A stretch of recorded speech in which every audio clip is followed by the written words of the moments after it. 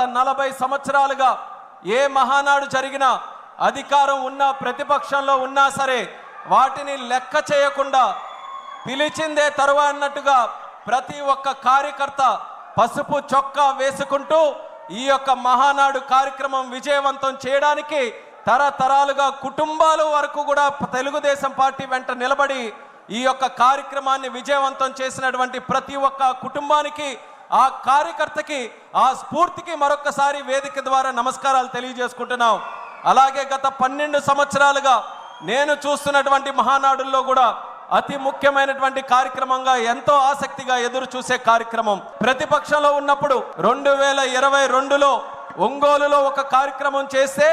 ఆ మహానాడు ద్వారా కార్యకర్తలందరికీ కూడా ధైర్యం నింపి పంపించినటువంటిది మన మహానాడు కార్యక్రమం. 2023లో రాజమండ్రిలో మనం మహానాడు కార్యక్రమం పెడితే యుద్ధానికి మేమందరం